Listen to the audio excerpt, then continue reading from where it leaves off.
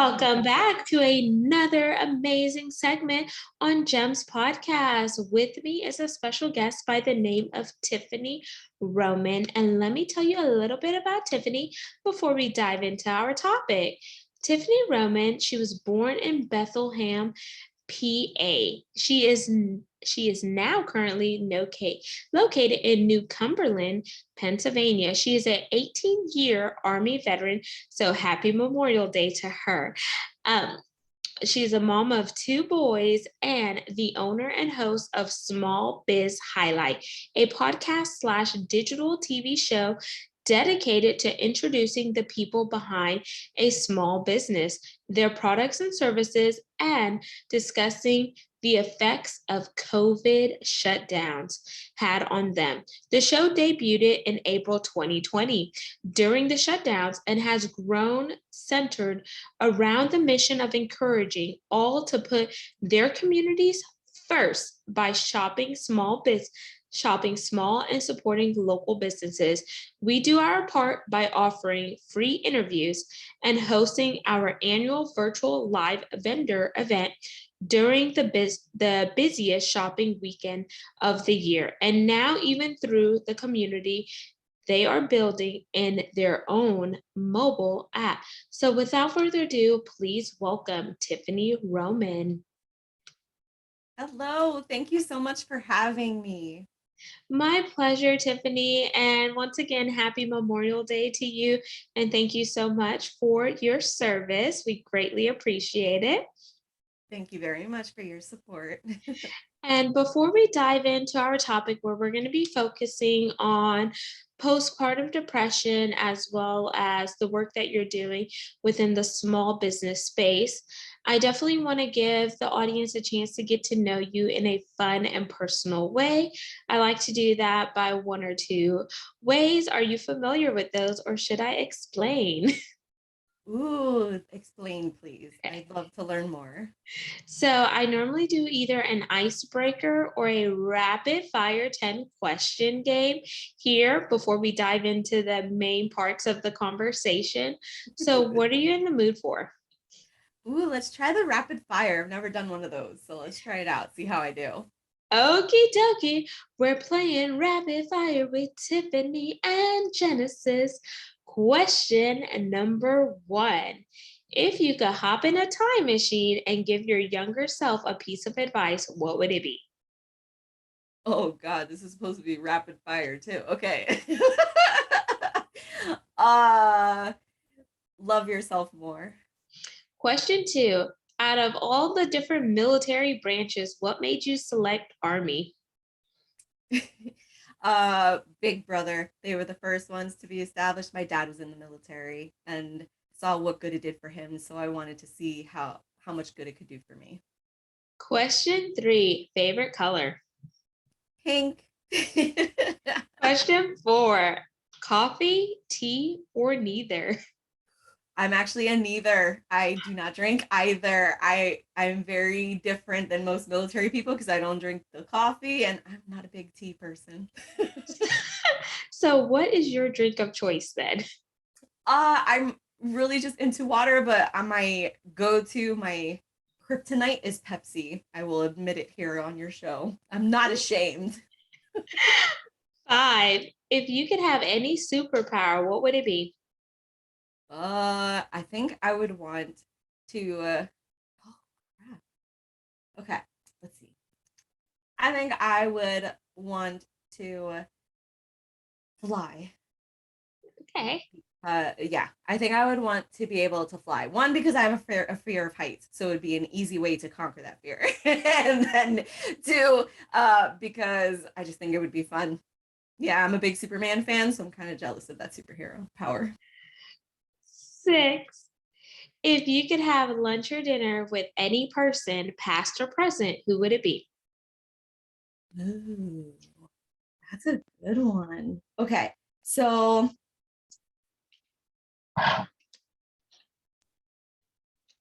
ooh, I'm sucking at this rapid fire thing. Okay, so there are a ton of people I would love to sit down and talk with and whatnot. I think that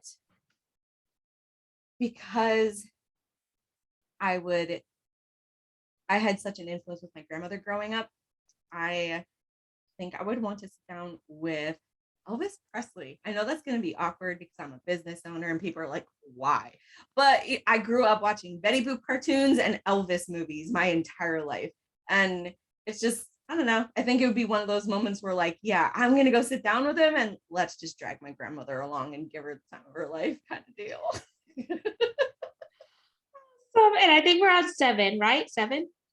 I think so, yeah. Okay, so 7, favorite food. Pizza. Oh, I can yes.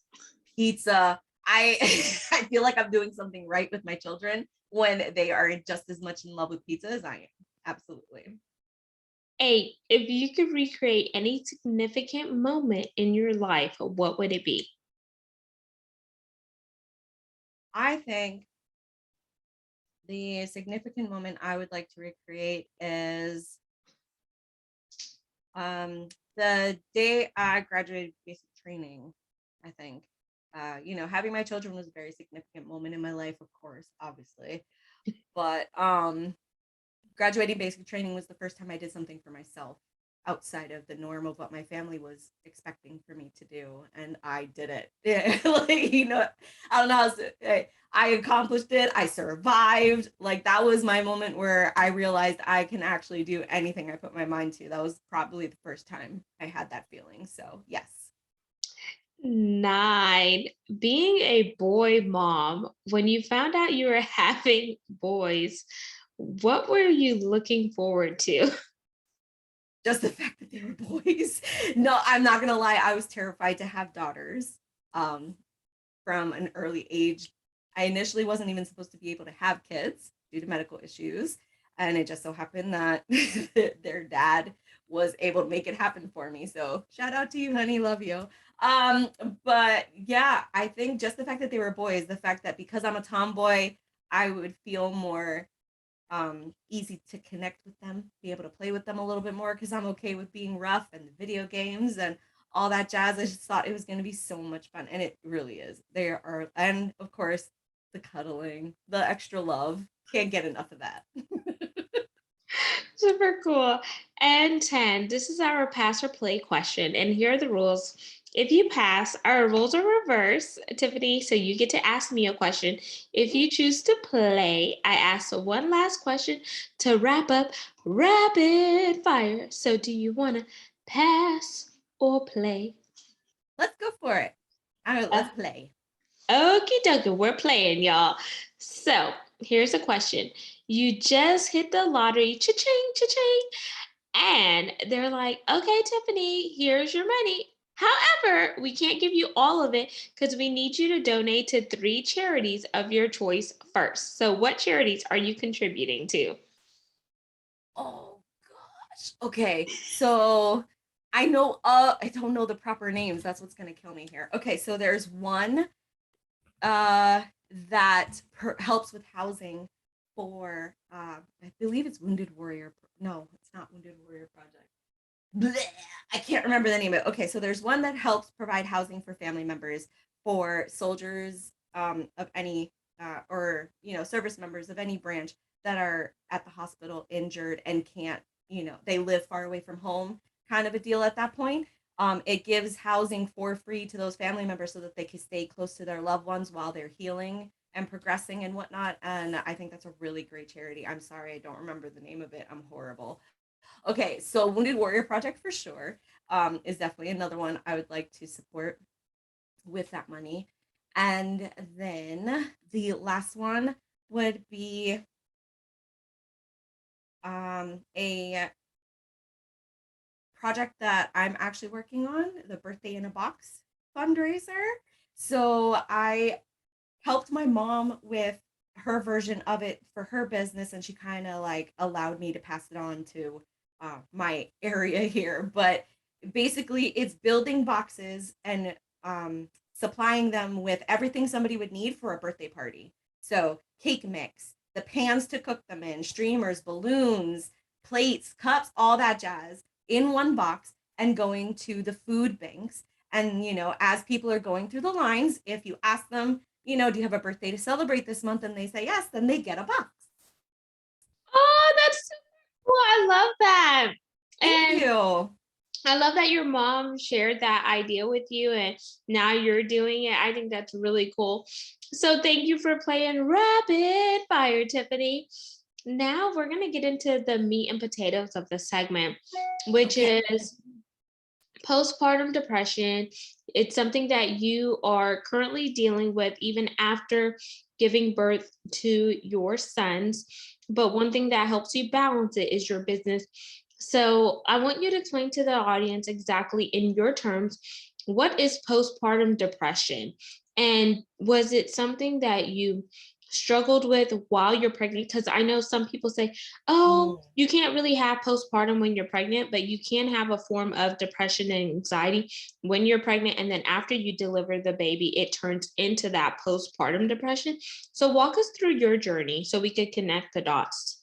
Yes, I've heard so many different stories of how it's manifested in different ways for different people. For me personally, I had my first son and maybe had symptoms of it after having my first son, but I don't think there was time for me to recognize it because because then not too long after that I was pregnant with my second one. They were pretty much back to back. um and I think what exacerbated it for me was my first one was a very easy pregnancy. I am forever grateful for that. It was pretty much textbook. I was due the 6th, he was born the 7th. I think I pushed 3 times and he popped right out. Yes, yes. Let me tell you, it was amazing. Thankfully. So I have no horror stories for my first, but my second one is a different story. So I was already feeling a little detached from family. I was living in Bethlehem, Pennsylvania at the time where most of my family lived, but hardly ever saw anyone. And I was starting to feel kind of lonely and detached from the family, like we weren't connecting anymore. Um, and it may have had to do with the fact that I was gone with the military for like 15 years before coming home. So that could probably have something to do with it. But I want to ask a yes. question really quick there. So you said you were gone for 15 years before coming home. Did you not get leave or what led you I to did not get come? leave, but it's totally different to come back for leave and then go back to military full time and then in turn just actually living back at home where you're 24/7 back at home. It's Oh, definitely okay. a different experience. Okay. So yeah, that's what I meant. Like physically, my location, my address was physically in Bethlehem again. It had been a very long time since that happened. Okay, perfect. I just wanted to make sure I was connecting the dots there, Tiffany. Yeah, yeah. So yeah, it's not like I never came home for holidays or birthday parties or whatnot. It's just like there was always a time where I was here. I was here long enough for them to miss me, and then I was gone. You know what I mean? And then there was always that detachment where, they were saying they missed me, come back home, and then I would come back home, and then it was like they um didn't have time for me because they were living their own lives. I was living my own life. You know, it's hard sometimes. Not all families are like that. Mine just happened to be like that because, age difference wise, I guess I was the oldest granddaughter. So a lot of the other granddaughters were a little younger than me and still in school or what have you. And then my older cousins were males, already with their wives and kids. So it was just very um a learning experience to come home and learn what adulting was actually like versus adulting in the military, which is completely different. Completely different. You're spoiled like all heck in the military when you're active duty, never having to worry about bills per se because you live in the barracks. You don't have to worry about medical bills because you go to the military doctors and whatnot. I remember when I first came home and went to the doctor for the first time, the lady at the desk asked me for a copay, and I looked at her like she had 3 eyes. What the heck is a copay? What is that? I've never had to pay one of those before. What are you talking about?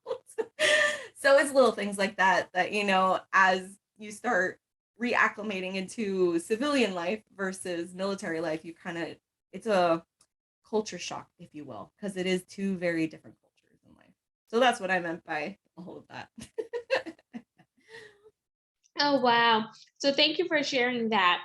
So then the first pregnancy was easy. It's like a Yes, cakewalk. The second pregnancy was not so much.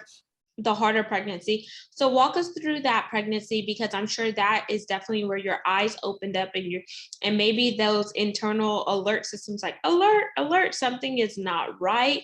So take us through Yeah. that, because sometimes people think, oh, if you've been pregnant once, then the second time is easier or whatnot, but it's not always the case for No. different women. And I think everyone's body reacts differently. I'm just now on my first, so right now it's easy. And whenever you said 3 pushes, I was like telling my husband the other day, I want to have like 2 pushes or maybe even one, and that Mhm. bam. But I'm living proof that it's possible. I don't know what I did to make that possible or what, stars were aligned or what not to make it happen, but it happened for me the first time around. Second time around was a little more rough. I stopped working about 2 weeks before I was due.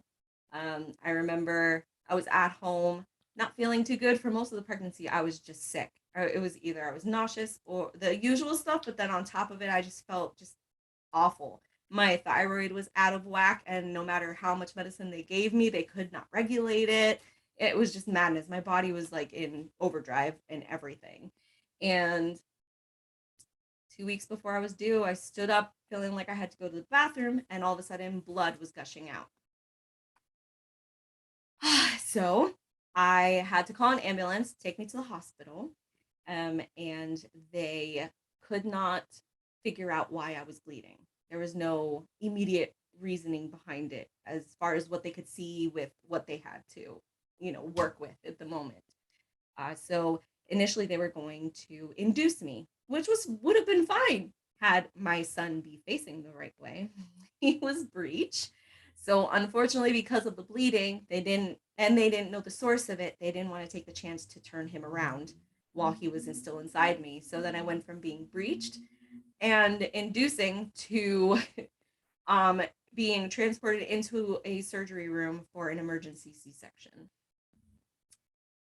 And I've been in the Army for 18 years, and I have been through a lot in my life that could scare some people. But I can tell you, I have never been more afraid in my life than that day in the room, waiting for the doctors to, prepare me for surgery. I was by myself because they were prepping my boyfriend with the scrubs and all that to come in. So I was in the room waiting for him. They wouldn't let him in until they were immediately ready to start the surgery. So I I don't know how, but I was able to stay calm and whatnot. It was crazy being awake, feeling them. Uh, you could kind of feel this dull touch where you feel them touching around you and they're slicing you open and whatnot, and then you feel them rummaging around inside of you to pull this baby out, like to the point where you get nauseous because you don't know exactly what they're touching because it's not like you can actually feel the gloves on you or anything, but it's like a dull sensation that you can tell something is in there and whatnot. um and then finally they brought the baby, put him on my chest, and then they were able to determine that it was my placenta that abrupted. I was bleeding through the placenta, so it was a good thing that they did the surgery. Who knows what would have happened if they didn't force it, or if they tried to turn him over while he was still inside me. They could have broken the placenta more. Anyway, I it was the scariest moment of my life, and I think what made it worse was my cousin was actually celebrating her Sweet 15 that night, her quinceañera. And the family was all involved with the party and whatnot. Meanwhile, I was having surgery. And nobody really came to visit me at the hospital too much. My mom and my stepdad came. And then mostly I got visits while I was at home. But the the that's where I started feeling more alone, just because of that instance where like I was in the hospital and it was just me and my boyfriend pretty much the majority of the time. I had to ask a neighbor to come pick me up from the hospital because I had nobody to bring me home at that point. Uh, And granted, my neighbor was like a childhood friend of mine. Like I've known him since I was his paper girl at 12 years old. So it's not like I just met him.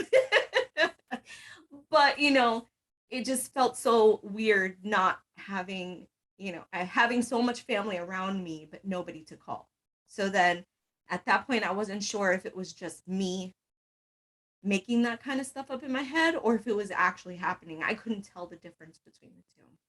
Wow. Then it got to the point where I didn't want to go out. I didn't want to do anything. My body was all out of whack because of the thyroid and the surgery and all that jazz, that I literally, for probably the first few months of his life, just sat in a recliner with him on top of me. And the moment he fell asleep, I'd pass out. Like sometimes to the point where I don't even remember when I passed out. Like it was like my body shut down on its own. Um, and that's pretty much how I functioned for a little while. And then I got an offer for a full-time job, which normal people would be happy about. you know, Normal people would be like, yes, this is awesome. I'm crying while they're telling me what my start date is and trying to pass off that I sound happy in the process. And then immediately hanging up the phone, declaring that I'm a horrible mom because I'm going back to work so soon, And then it was dropping him off at my grandmother's house, knowing he was going to be with my grandmother. But even in that moment of dropping him off, I would start crying and would not stop crying until I got to the office. And it was horrible because I was never an emotional person per se. I would never would sit there and just cry over anything. It wasn't until I got pregnant that I learned about the whole crying over those silly commercials for no reason. Like all of a sudden you see a puppy on a commercial and you're crying your eyes out. Like it's real, people. It happens for real. Now, it's not to say that that's postpartum depression, but when it got to the point where I couldn't function at work, I was having trouble remembering things. I was having trouble having motivation to do anything. I didn't want to be around people. I just wanted to take care of my kids and pass out. The house was a disaster. It didn't feel right. Eventually, it just bothered me. I got frustrated with myself. Like, what is this? What am I doing? This is not me. What is going on? So that's when I finally broke down and went to the doctor and told him everything that was going on. And that's when he told me that it was postpartum depression. Wow. And thank you for just taking your time to really explain the story. There were some cries in there were some laughs and etc. And I think the part of you crying is not a sign of, weakness. It's a sign that you're human and it's a strength because it's going through that release, identifying this is what happened to me, this is how I feel, it wasn't easy or etc. Because sometimes women feel like they're holding it all together and you internalize it versus like releasing it and externalizing it, whether you're in your home or you're in your safe place or if you're in a therapy session or etc. And then before you know it, you're carrying the weight on your shoulders, and that's not conducive for you being a mother or you helping care for your family because they're not getting all of you, they're getting a piece of you. So as you were going through that, how supportive was your boyfriend throughout the process? And did he let you know, okay, I'm here? Because not only did you just have that newborn baby, but you also had your other son. So you Yes. had two things that you were juggling. So how was that? And then before you explain, I'm just going to put some context in for the audience. So really read the definition of postpartum depression, in case anyone's wondering. So it's depression that occurs after childbirth. Those who develop postpartum depression are at a greater risk of developing major depression later on in life. Symptoms might include insomnia, where you can't sleep, loss of appetite, intense irritability, and difficulty bonding with the baby. Untreated, the condition may last months or longer, and treatment can include counseling, antidepressants, or hormone therapy. And now with everyone being on a natural kick, there's a lot of holistic modalities and remedies. But if you feel like that is you, there is a national helpline too that people could dial, and you could speak to someone that is trained in that field, or just ask someone, maybe your OBGYN, if they have any referrals, or someone that's within that space. Because a lot of times, especially if you are a working mom and you may be on leave, there's EHAP, so the employee health assessment program, where they will pay for you to have certain treatments and stuff that's not necessarily coming out of pocket. Or you could call the number on the back of your insurance card and they could give you a referral. So I always wanted to just interject that. And now, Tiffany, I want you to share, what was your support system like with your boyfriend? And now, not just juggling your newborn, but juggling your other son plus the newborn, and just going through the emotions and the things that you were dealing with. My boyfriend and even my son, my oldest son, were amazing, an amazing support system. So even my oldest son, he was just learning how to walk and responding to certain things that I would want him to do, throw something in the garbage, what have you. He had this immediate connection with his younger brother that the moment the baby started crying in the bassinet, he would run straight to the bassinet to shake the bassinet so that he would try to put the baby to sleep for me and whatnot. It didn't always work. He was a little rough with it, but his intentions were so amazing. The fact that that was his initial reaction at hearing his baby brother cry. Anytime I changed the diaper, he would grab the diaper and throw it in the garbage for me. And even bottles, he would go to the kitchen to grab me bottles, bring it to me, especially when I was recovering from the surgery. It wasn't horrible recovering from it, but it was just very uncomfortable, the stitches and whatnot, not wanting to get up too fast because then you wouldn't want to accidentally reopen the stitches, all that jazz. But thankfully, my doctors did a really great job stitching me back up together, and I can't complain. Not a horrible aftermath of that area for sure. And my boyfriend, it just so happened that, you know, he got laid off at that time. Right after, like right around the time that I was about to give birth, he'd gotten the news that he was laid off from his temporary job at that moment. Now, I know some people might freak out at that notion. I mean, I was, because where were we going to pay for bills? How were we going to pay for bills? But at the same token, my family was helping out bills wise because they knew the situation. But then also my boyfriend was home. So I didn't have to, worry about fending for myself with both of the kids, for however long he was at work. For the majority of the time during my 30 days of healing from the surgery, he was home with me.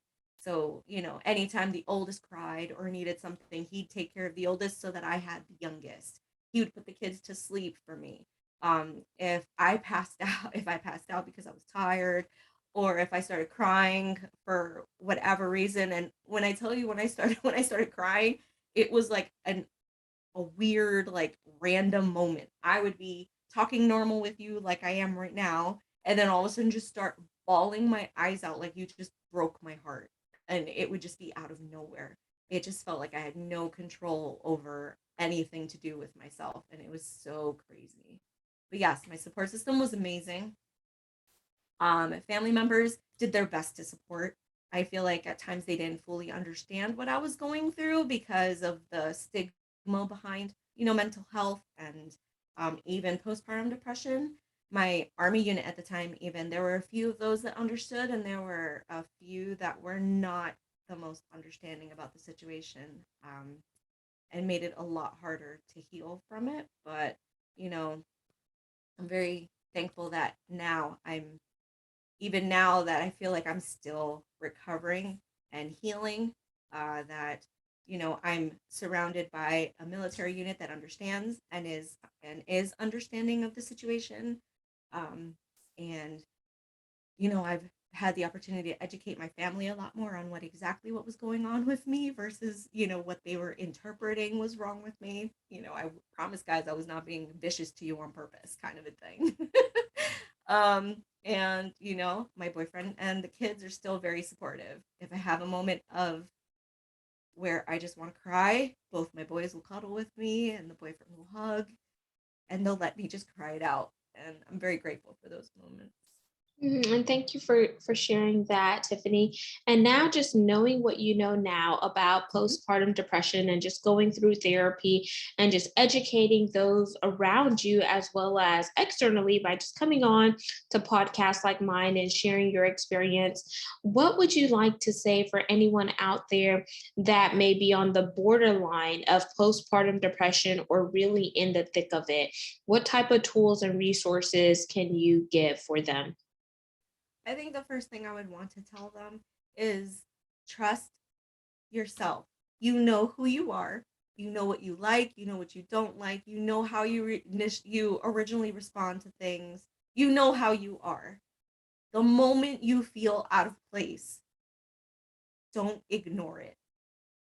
The longer you ignore it, the more chance it has to grow into a much bigger problem. The first moment you feel that you can say, wait, this is not me, go talk to somebody about it. Whether it's a family member in the house, your husband, your boyfriend, what have you, or another family member before you get to the point where you talk to a doctor. But yes, please, we women have that gut feeling that we're always told never to ignore. And there's a reason for that because our gut feelings are pretty much on point. And, in that situation, it's not just you that's affected. Everyone around you is affected by what's going on with you. And, if you don't have the support system in place and all of that, or if you're not getting the help and not understanding what's going on with you, then it could be so dangerous to just everything that you've established so far and just your life the way you know it. So never be afraid of listening to yourself and getting the help that you need. I know as a military member, I'm very blessed to have access to Military One Source. So, Military One Source is an awesome website that offers help for military service members and their, family members and whatnot for anything that ails them, pretty much. So, if you need counseling of some sort, you can actually petition to them and they will find a counselor to set you up with counseling sessions and help you get that support right away. And they have amazing other uh, offerings that they give and you know awesome tools. That has been my go-to beyond just going to my doctor. Military One Source has been my huge big tool that I've used. Amazing. And Tiffany, for anyone that is interested in connecting with you further to learn about your business, Small Biz, as well as follow you on social media, please plug your website and share your social media handles. Yes, so it's really easy to find me. So Small Biz Highlight is my social media handle, no matter where you're searching for me. So Small Biz Highlight Highlight. My website is www.smallbizhighlight.com.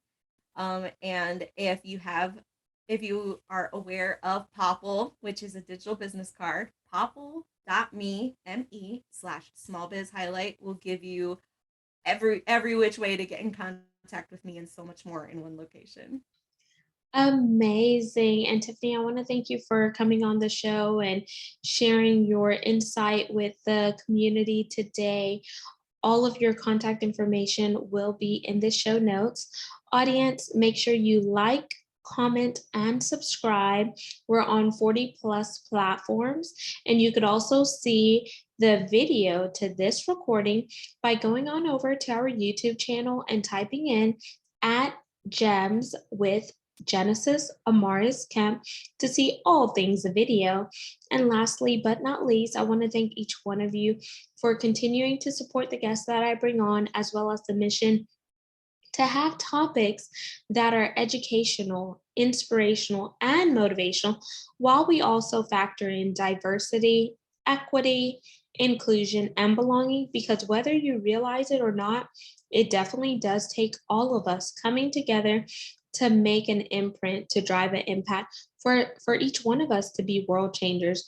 And if you're interested in becoming a brand sponsor, we are looking for you. Spaces are limited, but you can find more info by going to genesisamariscamp.net, clicking that podcast tab, or sending me an email at genesisamariscamp@gmail.com. Until next time, peace, love, and lots of blessings. Have yourself an amazing day.